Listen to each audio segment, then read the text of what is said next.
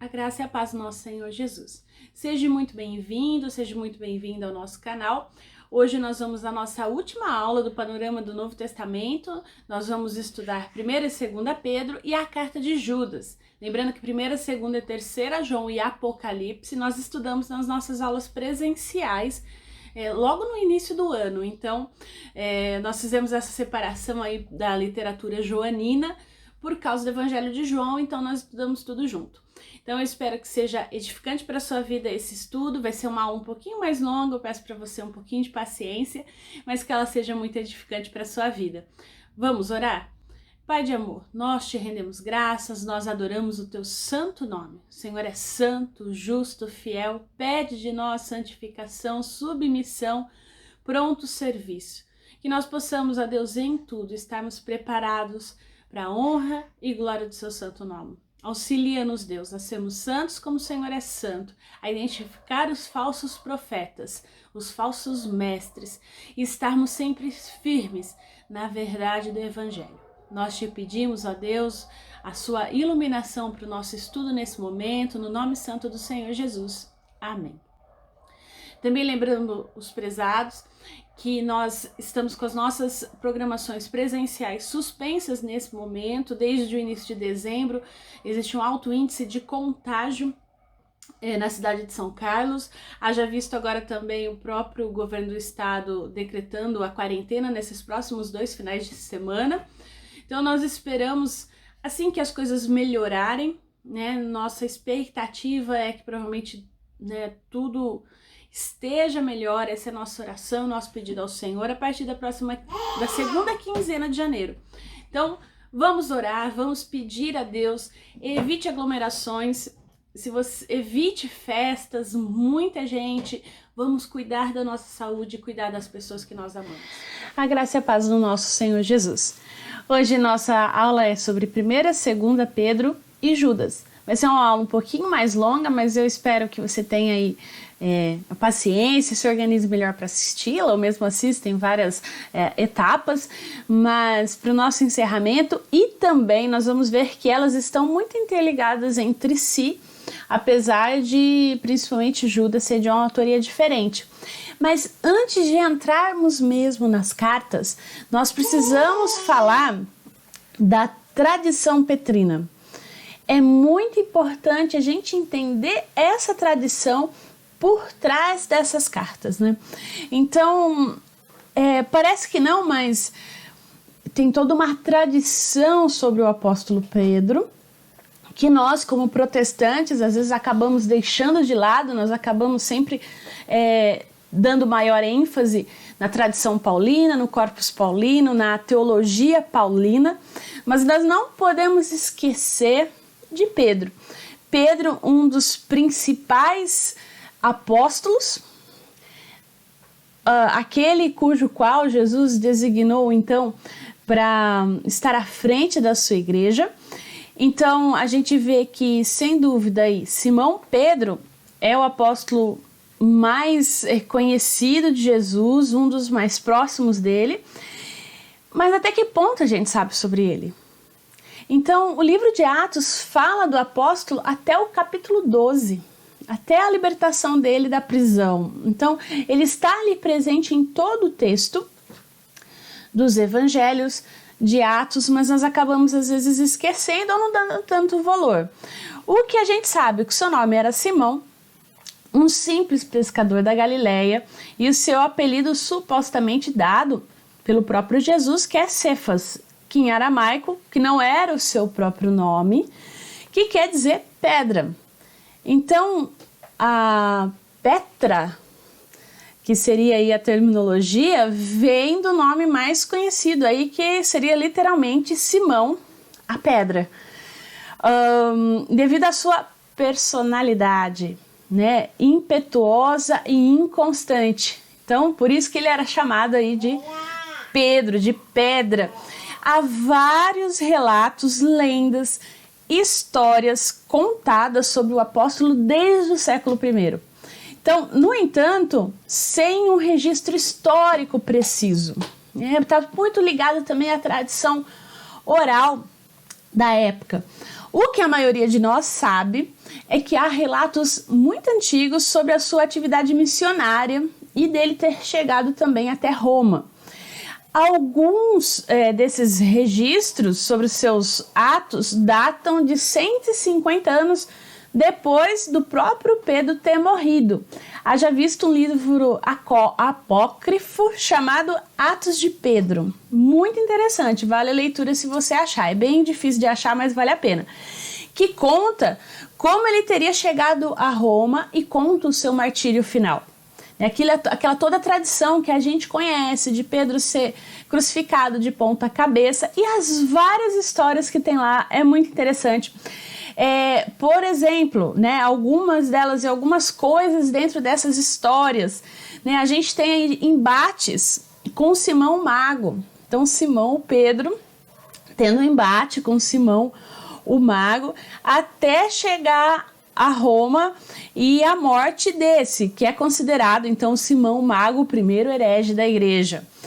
Teria sido então Pedro testemunha ocular do Evangelho de Marcos. Algumas pessoas dizem inclusive que o Evangelho de Marcos, aí a tradição, né, algumas pessoas, mas a tradição diz que Pedro teria ditado o Evangelho para Marcos e Marcos teria escrito aquilo que ele escutou Pedro. Então, na verdade, Marcos teria secretariado Pedro. Isso é mencionado por Papias lá no século II. Então, tem uma tradição aí bem antiga em cima disso também. Outra coisa, existem inúmeras histórias, inclusive nesses atos de Pedro ressuscitando mortos, desde peixes até pessoas. A conversão de multidões em Roma, tal qual Jerusalém, a sua pregação, o seu martírio devido às concubinas do prefeito Agripa e a esposa do amigo do imperador Albino. Eles não querem mais ter relações com os maridos porque elas se convertem ao cristianismo e aí elas decretam uma abstinência sexual. E Nero fica furioso porque ele queria um castigo pior ainda para Pedro. Então, tem várias histórias aí, porque aí o prefeito Agripa, como assim? Né? Elas se tornaram cristãs e agora não tem mais nada, né? Então, Atos de Pedro também conta essa história, muito interessante. E aí a tradição, que a gente já sabe, dele ser crucificado de ponta cabeça a seu pedido, como que se redimindo do seu ato de deslealdade de Jesus, né? Então, é tradição. É muita história em cima disso, né? Nem tudo a gente pode dizer que é verdade, mas vale o interesse. Se você tiver a oportunidade de poder ler, é muito interessante. É impossível afirmar se essas histórias são verdadeiras ou não.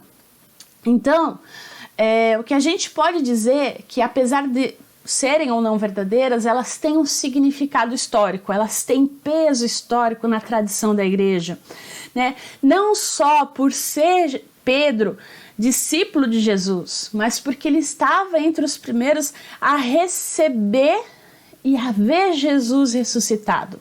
Então isso pesa muito, né? Então a sua história também ultrapassou a época de Jesus, ele leva essa história adiante, né?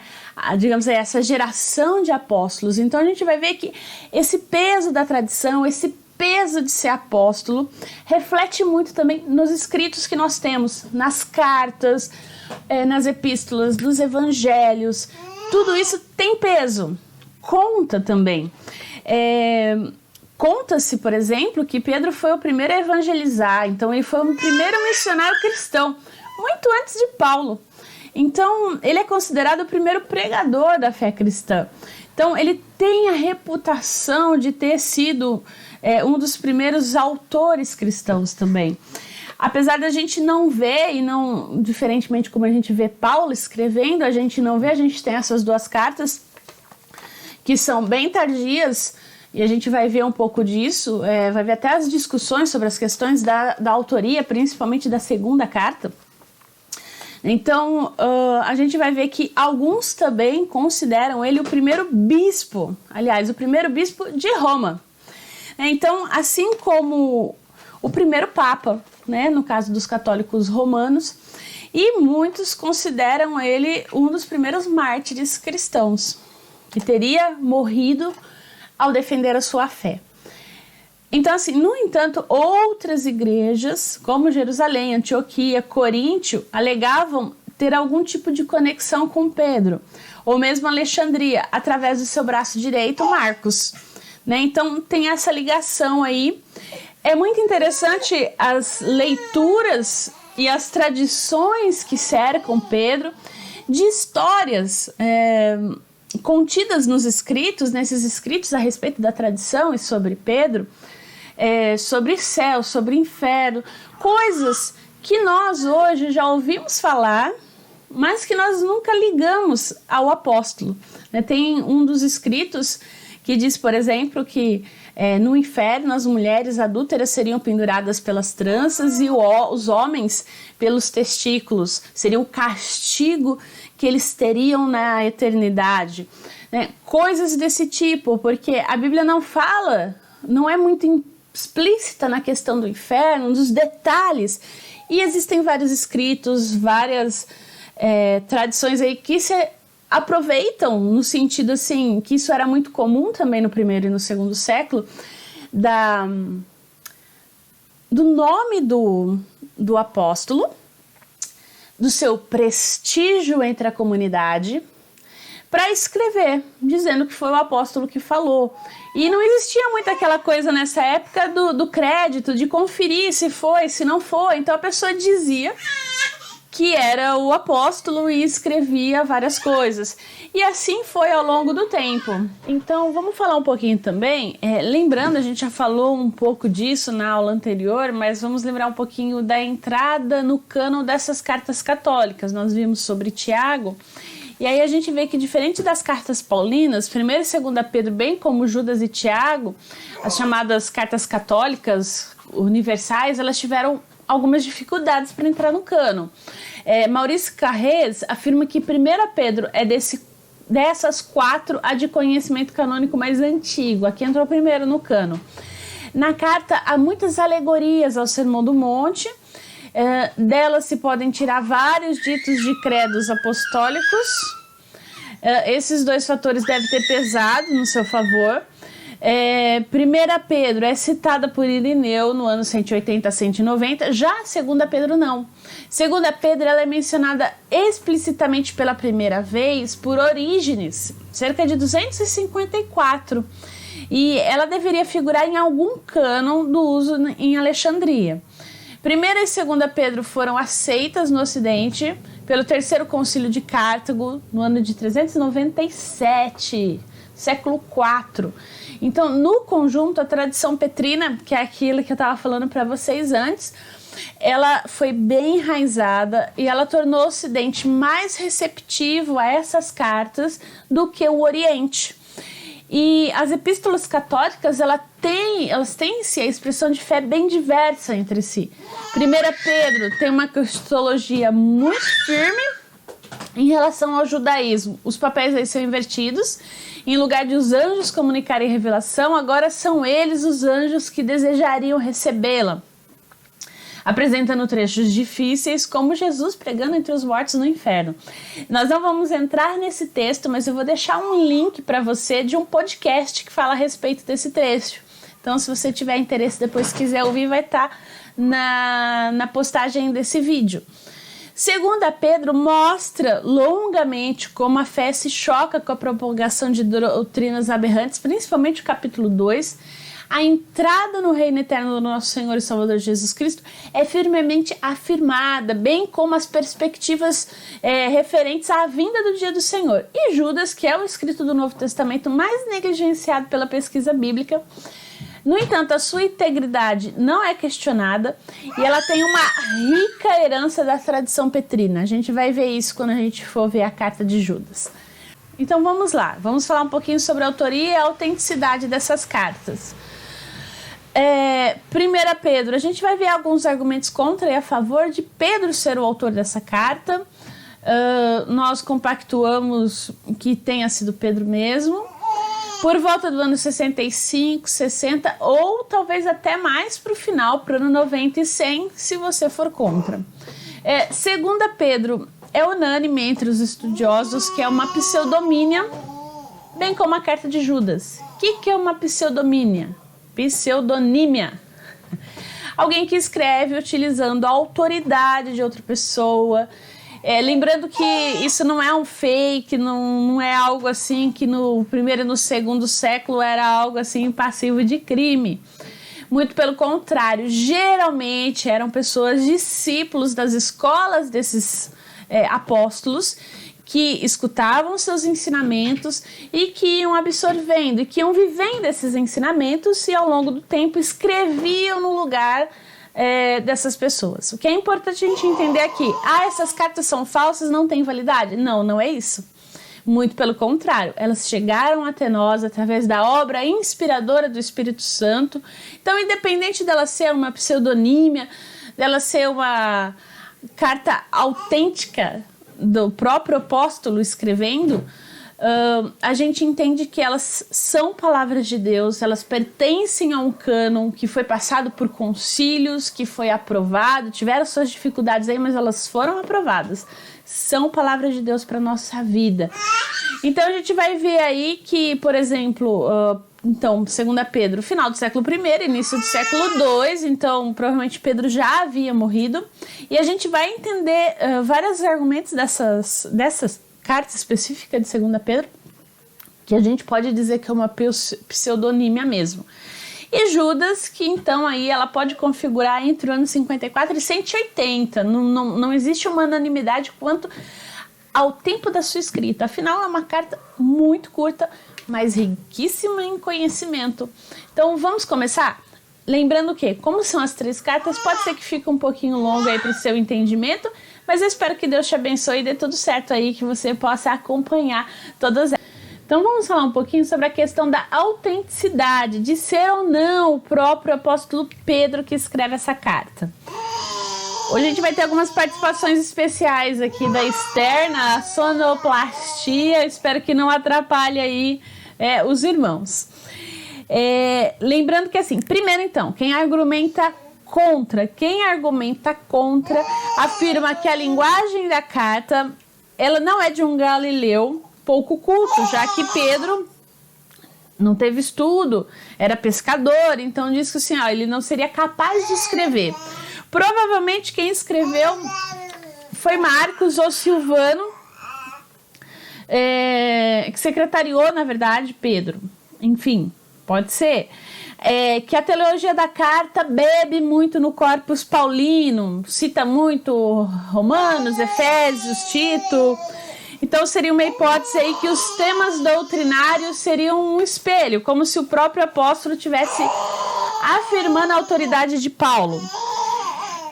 A inexistência de 1 Pedro a insistência, aliás, né, de 1 Pedro no sofrimento, na perseguição, supõe uma data mais tardia. Por quê?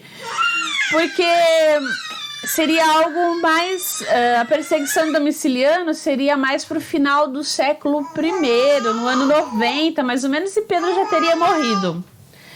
Um dos primeiros escritores eclesiásticos a testemunhar a existência de 1 Pedro seria Policarpo de Esmirna, e ele morreu em 155, 177, no final, já mais para o finalzinho, caminhando para o século III, né? Então, século II.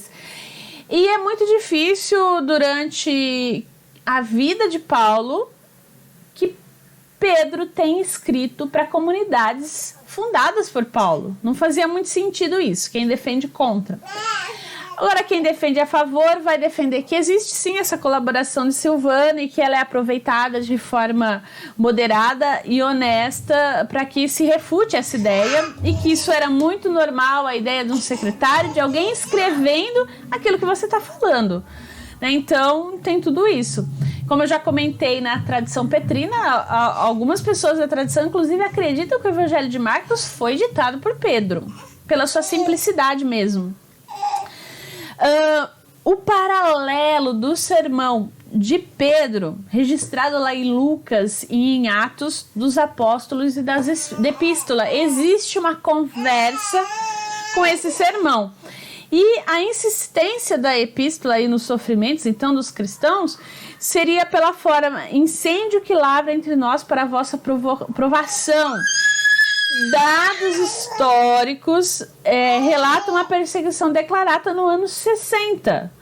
Que o incêndio, né, então, por Nero, mostra a ira do imperador culpando os cristãos e massacrando esses cristãos muito antes, então, do final do século I. Pensando, então, no local e no destino da carta, a gente vê que o cabeçalho da carta, a informação que nos é trazida é que seria Ásia Menor.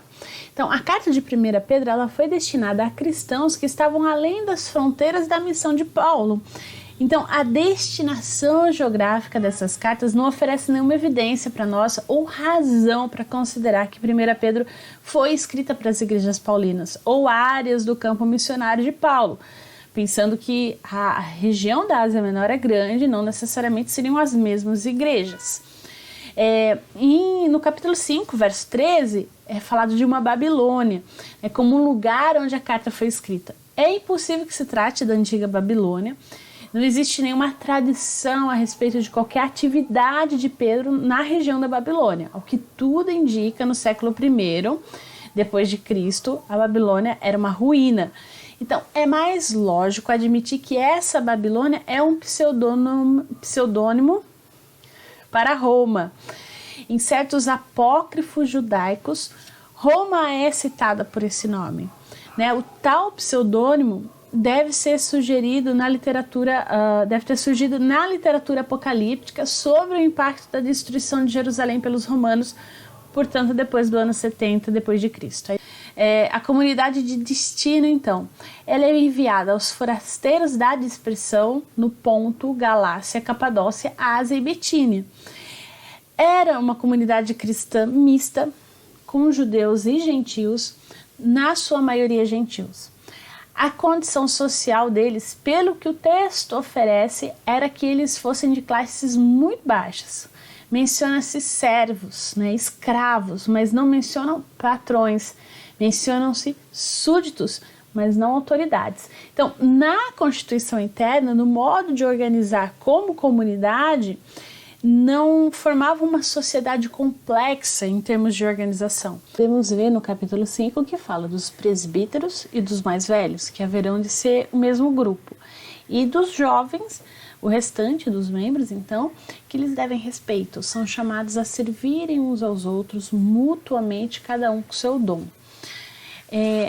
A proposta de Eliot, um outro autor, é que tanto o termo parepidemoi como paraikoi, que são os dois termos que aparecem na carta, forasteiros e peregrinos, descrevem classes sociais, não havendo por isso, não devem ser por isso espiritualizados, ou pelo menos não excessiva ou exclusivamente, porque a gente acaba espiritualizando muito. A ideia de vários autores é que isso realmente designa classes sociais. Paróicos é um termo específico e técnico para designar uma classe da população que, embora reside no lugar, não tem o direito de cidadania. E a melhor maneira de se traduzir seria por estrangeiros residentes. O termo está ligado com oikos, casa, que é uma instituição social, não uma simples casa de família. Então, eles eram as pessoas de fora da oikos, sem os direitos que se tinham em se fazer parte da oikos. Então, eram pessoas que vinham de fora, mas que não tinham os direitos daqueles que são residentes ali. Então, essa é a ideia desse autor. É bem interessante que você vê essa distinção, como a gente já falou na carta. O parapidemoi, que seria um termo para definir uma outra classe social, que seriam os estrangeiros que residem só temporariamente em um lugar, por diversos motivos. Por trabalho, por visitar familiares, enfim. Então, eles eram inferiores nos seus direitos em relação aos paróicos. Uma definição melhor seria estrangeiros visitantes. Ao lado desse grupo existiam outros grupos escravos. Existiam os homens livres, que eram pessoas nascidas na região, mas que não eram cidadãos plenos, não podiam votar em assembleias, por exemplo. Essa constituição de classes do Império Romano é bem interessante, a gente não vai se aprofundar muito nela, porque realmente tem bastante coisa, mas vale a pena depois, se você quiser se aprofundar, ler, você pode achar na internet vários artigos, é bem interessante. Eu vou ver se eu deixo algum link no nosso vídeo aqui para você depois também. Então vamos falar um pouquinho da redação e estilo literário dessa primeira carta. À primeira vista, esse estilo ele causa a impressão de não ser uma verdadeira carta, não parece uma carta, deixando-se fora a introdução, que é o capítulo 1, verso 1 e 2, e o final, 5 do 12 ao 14, sobra uma composição impessoal. Ela não fala diretamente para a comunidade. Se a gente olhar então esse trecho de 1 a 3 e de 4 a 11, a gente encontra várias alusões ao batismo. Então parece que os destinatários foram recentemente batizados. Daí a conclusão que, na verdade, essa carta se trata de uma homilia batismal, de um sermão, de um batismo. E vários autores defendem isso, né? Por exemplo, V. Bormann é da opinião que essa homilia batismal deve ser atribuída a Silvano, né? Como a gente já comentou antes. Tendo se inspirado no Salmo 34, ela teria sido feita numa cidade da Ásia Menor por volta do ano 90 depois de Cristo. Desses estudos, podemos tirar as seguintes conclusões. Os argumentos para provar que 1 Pedro foi uma liturgia batismal completa não nos parece convincente, mas é preciso admitir que 1 Pedro contém numerosos trechos que têm algo a ver com uma liturgia de batismo. E aí, dentro disso, a gente pode dizer que o conteúdo dessa carta mostra que ela é uma carta, né? Que ela não é só uma homilia de batismo, né? A gente pode ver aí na nossa revista o conteúdo dessa carta, e esse conteúdo comprova isso, né? A gente vê que, então, ela foi escrita dentro de um contexto de perseguição. Então, a ideia do apóstolo é animar os crentes e preparar eles para enfrentar ainda outras perseguições. Então ele vai falar no presente, da presença do sofrimento, da coparticipação com Cristo nesses sofrimentos, mas ele vai apontar para o futuro, dizendo que vai existir a ausência de sofrimento e a exultação no sofrimento pela revelação da glória de Cristo. E aí ele vai trabalhar aí dentro desse conteúdo, então, a ideia do consolo, né? A vontade de Deus e o sofrimento. Ele fala em 1 Pedro 3,17, lembre-se de que é melhor sofrer por fazer o bem, se for da vontade de Deus, do que por fazer o mal. E aí ele trabalha algumas coisas para aqueles que estão recebendo esse conteúdo. Ele vai falar da exultação por ser contristado por provações, vai falar da convicção do sofrimento de Cristo em nosso favor, da tranquilidade com o sofrimento por causa da justiça, vai falar da segurança quando o sofrimento vier por causa de Cristo e da glorificação a Deus pelo sofrimento, né? O que a gente pode dizer aí no capítulo 4, verso 19, portanto, se vocês sofrem porque cumprem a vontade de Deus, continuem a fazer o que é certo e confiem em sua vida aquele que os criou, pois ele é fiel. E a partir do sofrimento, a gente pode falar das posturas do cristão, nós, né? Pedro fala, na verdade, da postura do cristão frente ao sofrimento, que é de santificação, de submissão e de serviço frente ao sofrimento que é causado, então, por perseguição, sofrimento injusto.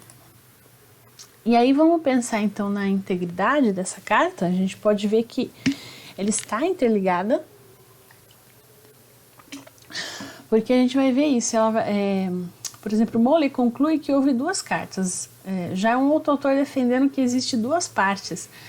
Que a primeira, que corresponde aqui de 1 de 1 a 4, 11 e 5, 12 e 14, foi enviada para a comunidade em que havia apenas ameaça de perseguição. E uma segunda carta, no capítulo 1, de 1 a 2, 10 e 4, 12, 5, 14, escrita para comunidades em que uma perseguição estava acontecendo. Outros acham que numa caixa já existente foi inserido um sermão. Então, assim, existem várias complicações aí dessa carta, mas o fato é que quando nós olhamos ela, nós vemos que o seu conteúdo, a sua integridade, né, nós poderíamos dividir ela de várias formas, mas o que a gente trouxe aqui, ó, é a imitação de Cristo no sofrimento. O sofrimento é imerecido, a submissão é uma virtude, o fim se aproxima e depois de um curto período de provação, tudo acabará dando certo. Então, a gente poderia ver claramente a estrutura da carta. Então, a gente vê aí uma saudação, louvor a Deus pela salvação, e aí a consequência da ressurreição de Jesus Cristo para os crentes, sofrimento e dificuldades no presente, são provações para a fé, a salvação hoje, o cumprimento da palavra profética de ontem.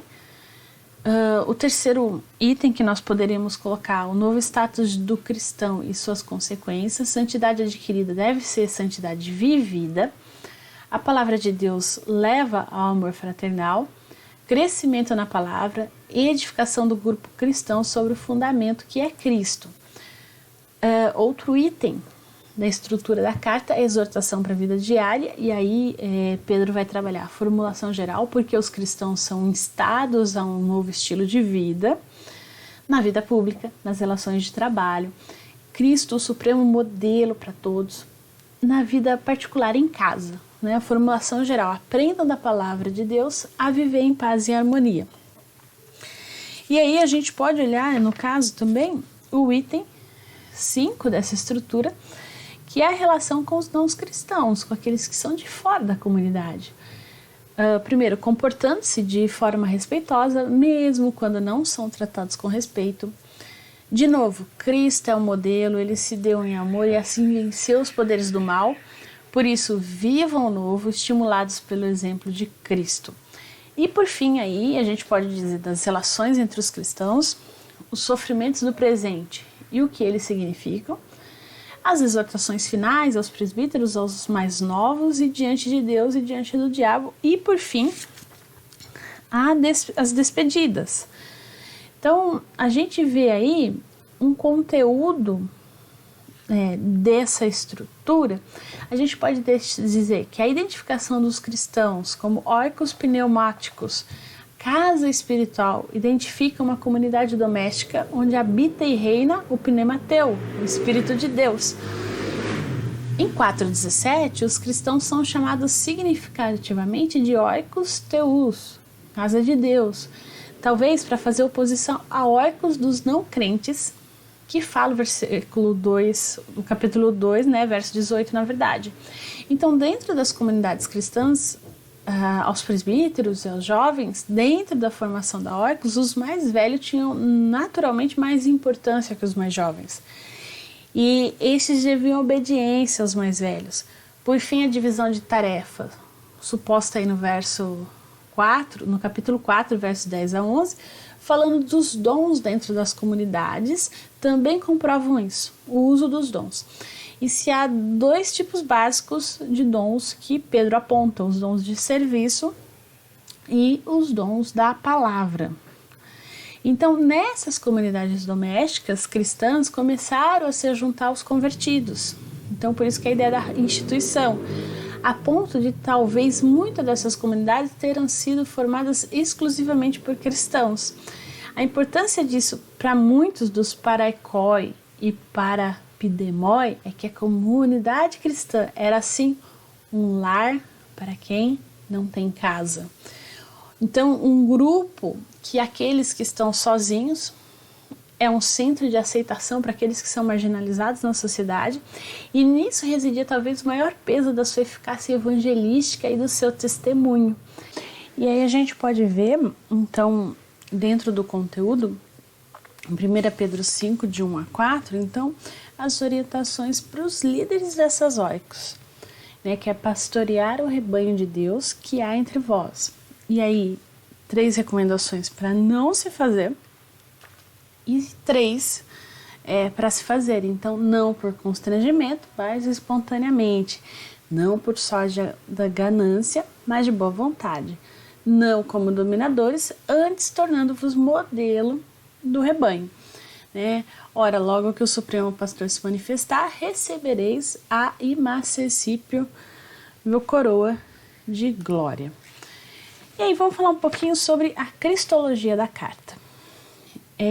Pedro traz aí então a encarnação de Cristo, ele vai ressaltar a impecabilidade de Cristo, a humanidade no sofrimento de Cristo, ele vai falar da morte de Cristo, da ressurreição de Cristo, a glorificação de Cristo e a volta de Cristo. Então a gente pode dizer aí que é uma cristologia bem centrada, voltada para o Evangelho de forma geral. E aí vamos então para a segunda Pedro. A segunda carta de Pedro, que é mais controversa, que demorou aí para entrar no cânon, mas que nem por isso, como a gente já falou, não deixa de ser a palavra de Deus, é a palavra do Senhor. É consenso entre os estudiosos que essa carta é uma pseudonimina, ou seja, é alguém que usou o pseudônimo de Pedro, fez uso de toda a tradição petrina que nós já vimos, né, do apóstolo, usou essa autoridade para trazer a palavra. E aí a gente vai ver um pouquinho por que então essa controvérsia em cima dessa carta. Primeiro, ela não menciona destinatários específicos, ela tem uma característica bem universal. Pressupõe-se, né, as igrejas então da Ásia Menor, como 1 Pedro. Por quê? Porque em 2 Pedro 3:1 fala de perseguição também. Então, amados, escrevo-vos agora esta segunda carta, em ambas as quais desperto com exortação o vosso ânimo sincero, para exortar, para animar aqueles que estavam sendo perseguidos, e é bem claro aí que são cristãos gentios, então são cristãos vindo do paganismo. Ele direciona muito bem isso no capítulo 2, no verso 18 a 22. E aí a integridade da carta. 2 Pedro, ela distingue-se muito o capítulo 2 do capítulo 1 e 3. Em 2 Pedro 2 existe uma notável concordância com a carta de Judas, e quando a gente for ver Judas a gente vai ver que elas estão muito interligadas, havendo possivelmente aí uma dependência literária de uma carta a outra. Vai falar de futuros falsos mestres, do pecado dos anjos, e aí entram tradições extra-bíblicas que a gente chama de apócrifos. E aí, comparando 2 Pedro 2,17 com Judas 1, de 12 a 13, tem a impressão que 2 Pedro né, pode ser uma reprodução abreviada. A gente vai ver bem isso, como é muito igual, assim, alguns trechos de 2 Pedro e de Judas, né, tem essa interdependência literária. E aí o estilo literário, o gênero literário de 2 Pedro é o do testamentário. Enquanto a gente viu em 1 Pedro toda aquela discussão se era uma homilia batismal, se era uma carta mesmo, a gente tem aqui em 2 Pedro algo diferente. É um testamento, né? O autor de 2 Pedro, ele pertence àqueles escritos do Novo Testamento que dispõe de recurso verbal bastante variado, mais rico que a média dos textos do Novo Testamento. E aí que se levanta a discussão. Tem uma predileção para termos religiosos e éticos do mundo helenista e utiliza de palavras um tanto artificiais. Se fosse Pedro, o apóstolo, nós diríamos então que ele teria que trazer tradições do judaísmo. E aí, no caso, a gente tem coisas bem diferentes. Os aspectos tomados da retórica aticista, que é um movimento literário retórico que procurava imitar o estilo da maneira da prosa ática dos atenienses, distingue 2 Pedro do grego koiné, de quase todos os outros escritos cristãos primitivos, inclusive 1 Pedro, escrita num grego literário despretensioso. Então, essa é a principal comprovação, né, de que são autores diferentes. Por quê? Porque esse grego mais culto, digamos assim, não fazia parte de quem estava no chão do lago pescando, né? Esse Todos esses termos religiosos, éticos do mundo helenista também não faziam parte de todo o know-how que Pedro teria.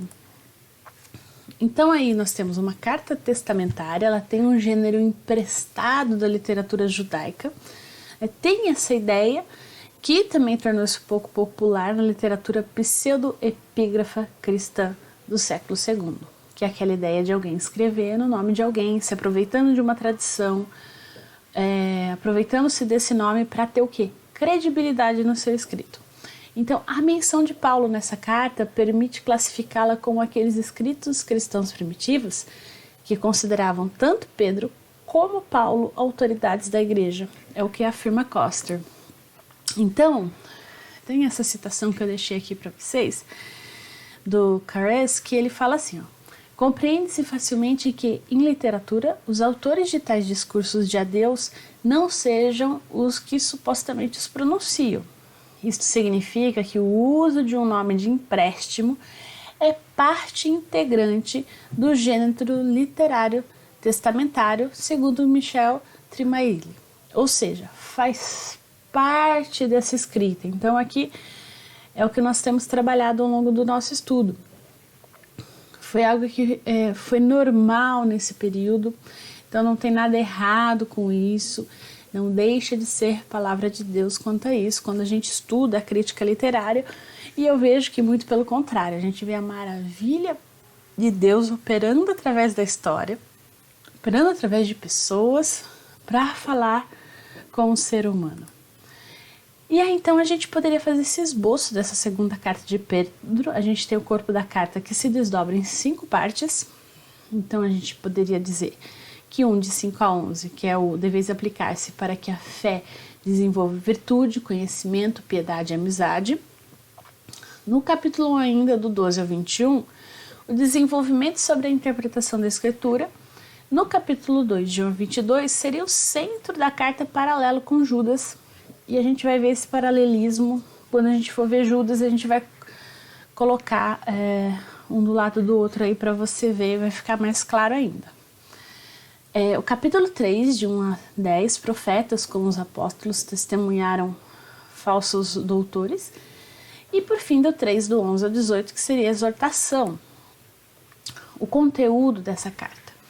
O autor de 2 Pedro vive no tempo da passagem de época apostólica para pós-apostólica. Nessa crise do momento, ele se propõe a manter e conservar a herança e a tradição apostólica frente ao ensino de falsos mestres.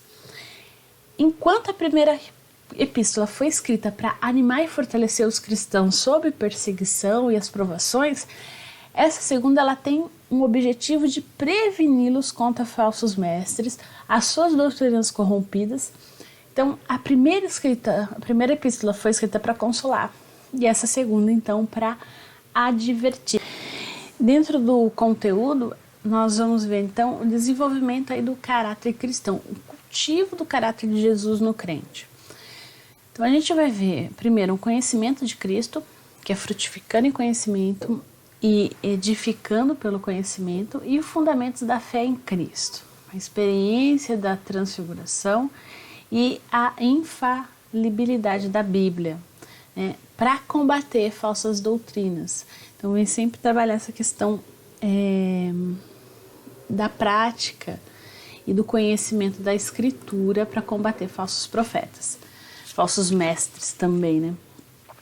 E aí a gente entra realmente nesse quesito que é um dos principais da carta, que está aí no capítulo 2, que Pedro vai alertar contra esses falsos mestres que seriam reconhecidos por uma vida corrupta, né, e pelo abuso das doutrinas da graça, tornando a liberdade em libertinagem, e eles encontrariam uma prova clara da verdade das Escrituras no cumprimento das profecias e no testamento dos santos de Deus. E aí esse quadro resumido desse capítulo 2 vem mostrar para a gente essa comparação da presença dos falsos mestres, tanto no Antigo quanto no Novo Testamento, né? Assim como no meio do povo surgiram falsos profetas, quando fala povo de Israel, E aí, assim também haverá entre vós falsos mestres.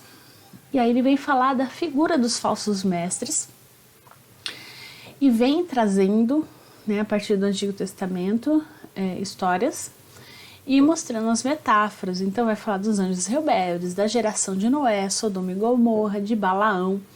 E aí vai usar as metáforas, né, das nódias, das manchas, das fontes secas, das névoas impelidas e as características dos falsos mestres.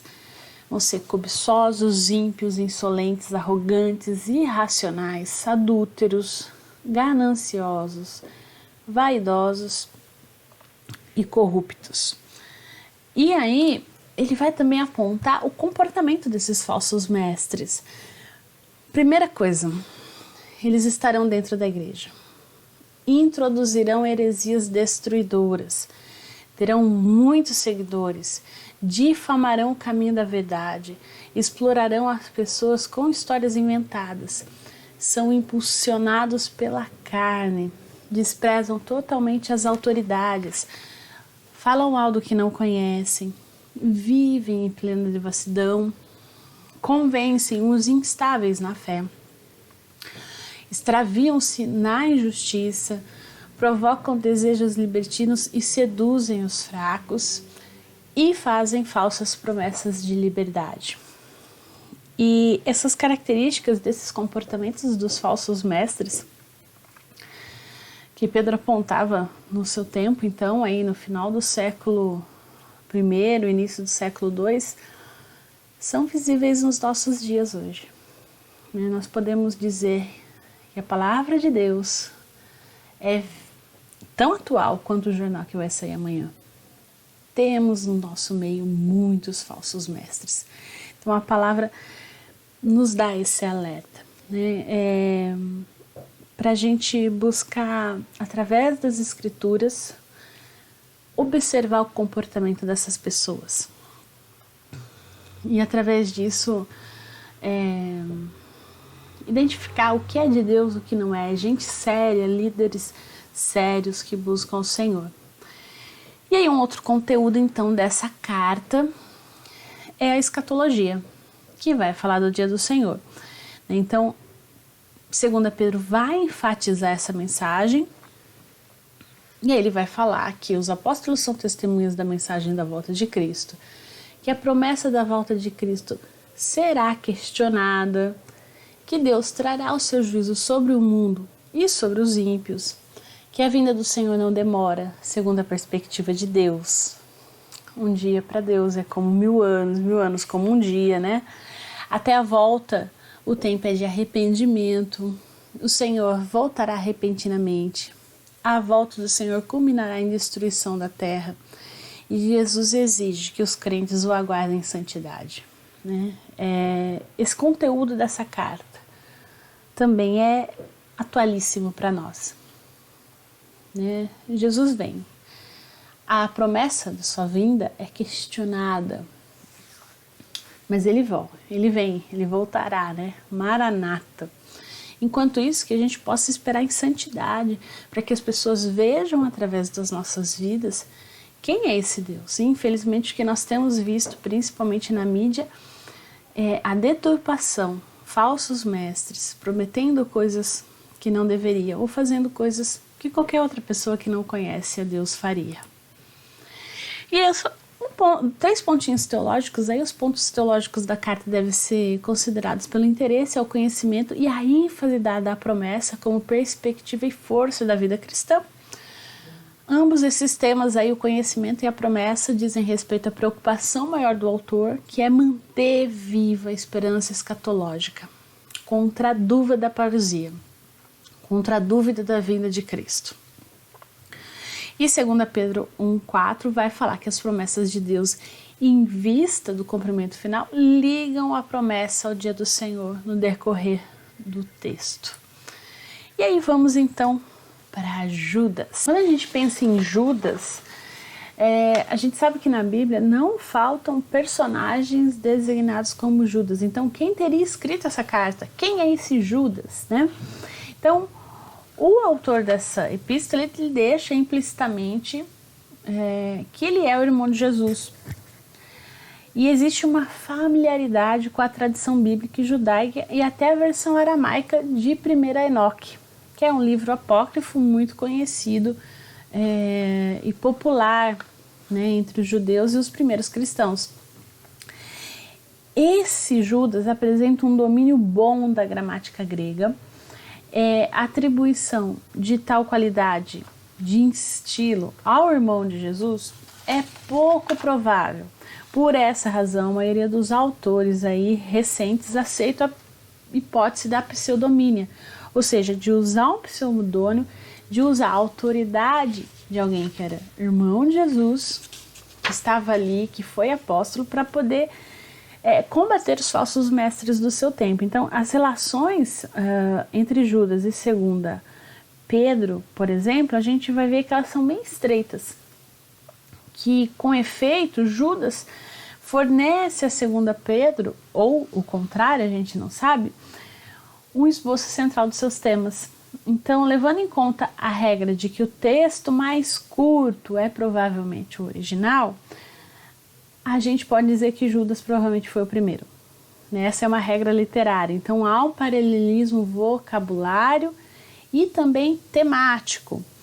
E a gente vai ver que a gente pode afirmar que são simples, que não são só simples repetições de palavras ou acentos são diferentes, os vocábulos são semelhantes, mas para dizer outras coisas de modo diferente, pois são situações distintas. Então a gente pode ver trecho não citado em 2 Pedro, mas que está em Judas e o contrário também.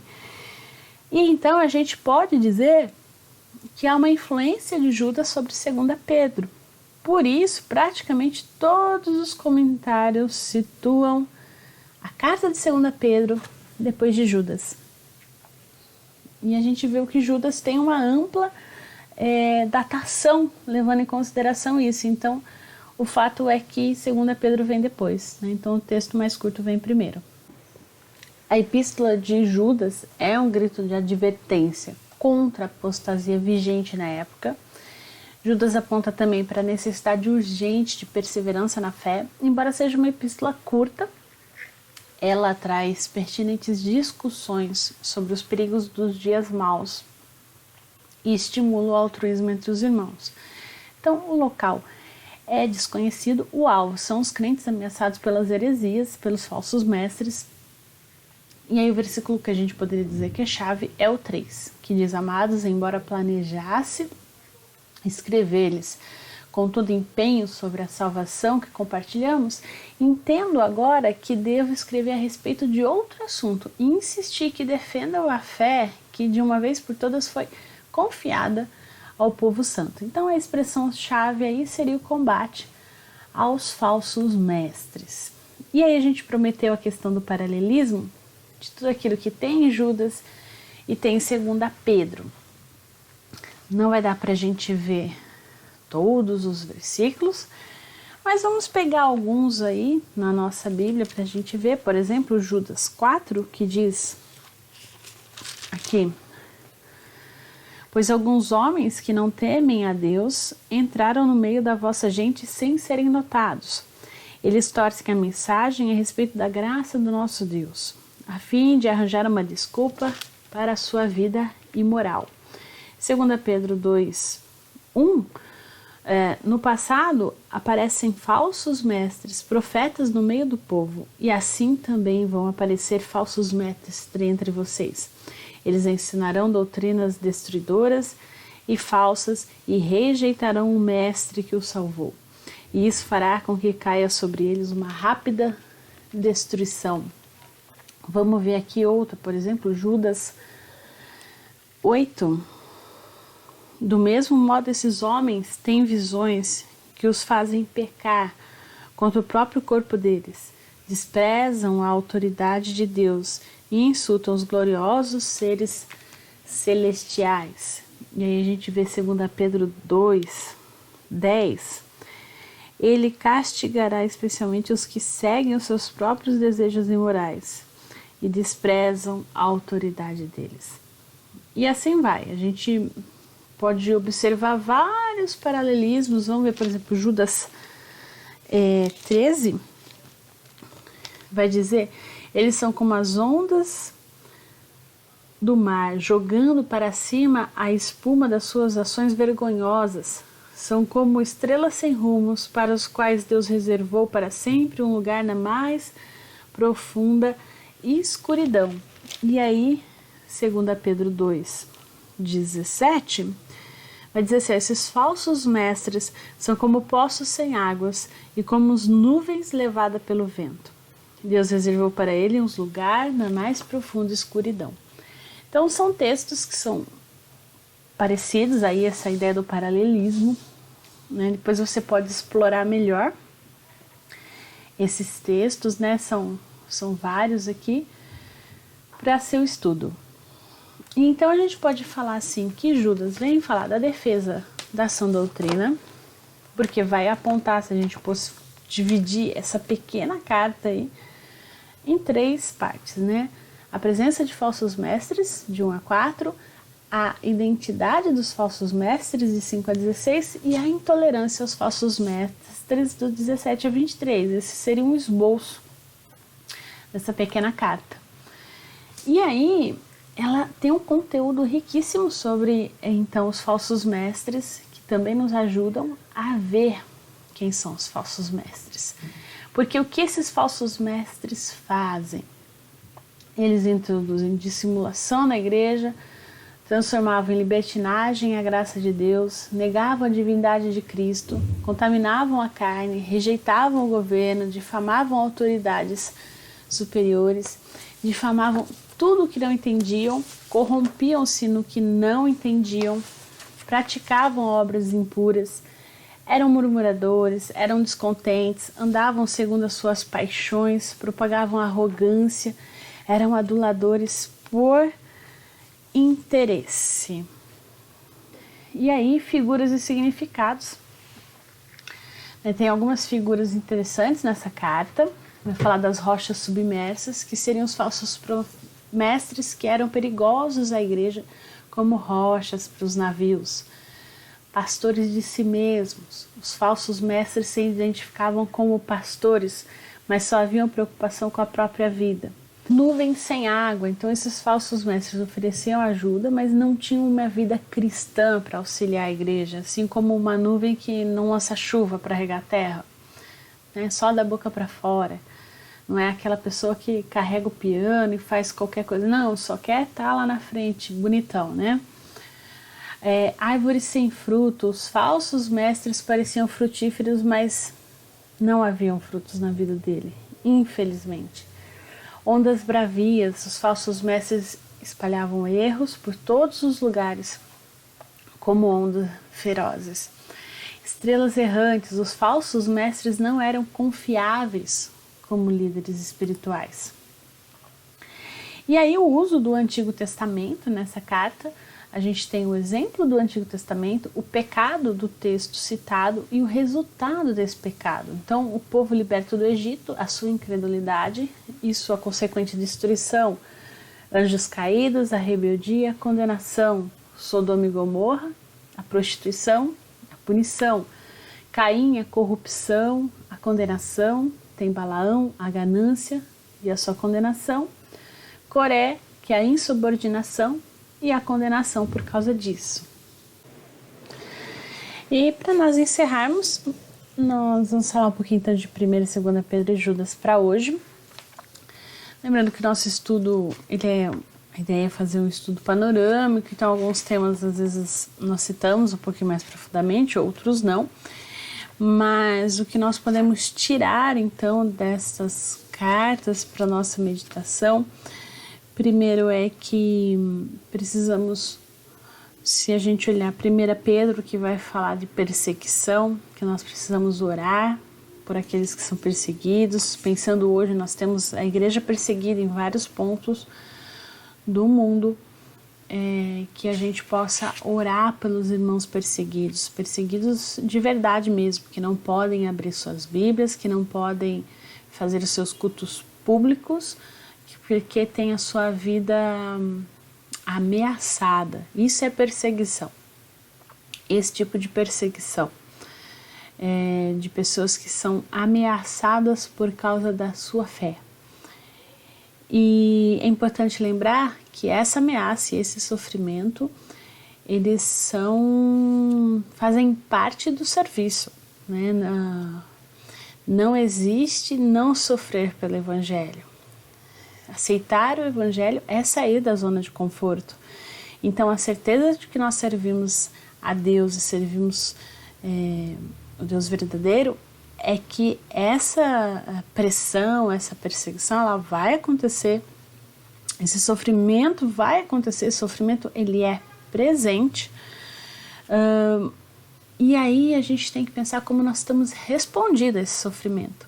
Estamos respondendo, reclamando da perseguição, do sofrimento, ou nós temos nos alegrado, porque em Cristo nós somos mais que vencedores, apesar do sofrimento, apesar da perseguição. Então, existe uma diferença, né? Não é reclamar, resmungar da perseguição, mas se alegrar em Deus por causa dela. E aí a gente pode ver 2 Pedro e Judas, que são cartas aí, a gente viu que tem temas bem semelhantes, é a gente observar a conduta dos nossos líderes religiosos, dos pastores, das pastoras, presbíteros, presbíteras, diáconos e diaconisas, as pessoas que estão ali, os seus frutos, o interesse, por que essas pessoas estão servindo ali. Essas pessoas têm um coração ensinável, elas têm um coração voltado para Deus. Se elas são corrigidas, elas são amáveis, elas respondem de acordo com aquilo, com arrependimento ou não. Então, é para a gente pensar. E deixa bem claro que essas próprias cartas aí, elas partem pelo princípio de inspiração das Escrituras, que as Escrituras foram inspiradas por Deus. A gente falou aí sobre pseudomínia, sobre as pessoas que escrevem utilizando outros nomes, mas o que nós precisamos lembrar é que não é quem escreve, mas é sobre quem escreve. Deus permitiu e Deus inspirou essas pessoas para escrever essas palavras, para chegar até nós, hoje, a sua igreja, para nos alertar sobre falsos mestres. Os falsos mestres estão presentes, eles estão ativos, como estavam na época de Pedro, de Judas, e continuam hoje. Que a gente possa buscar em Deus discernimento, entendimento, para fugir desses falsos mestres, sim, que são lobos vestidos de cordeiro. Precisamos realmente olhar o critério, qual é a palavra de Deus. Quem está pregando prega o Evangelho, está falando de Jesus ou está mais interessado nas suas coisas pessoais? Que obras essas pessoas têm feito? Que frutos elas têm dado? Que Deus abençoe a sua vida. Eu desejo a todos boas festas na graça do nosso Senhor Jesus. Nós voltamos agora com a nossa escola bíblica só o ano que vem, provavelmente em março. Oramos para que até lá Deus abençoe a nossa cidade, Deus abençoe São Carlos, que nós possamos em breve voltar com os cultos públicos, que haja diminuição do número de casos, de transmissibilidade, também no estado de São Paulo. Oremos pelas nossas cidades, pelos nossos estados e que possamos em breve estar juntos. Que Deus abençoe a sua vida. Desejo um Feliz Natal e um próspero Ano Novo. Até a próxima.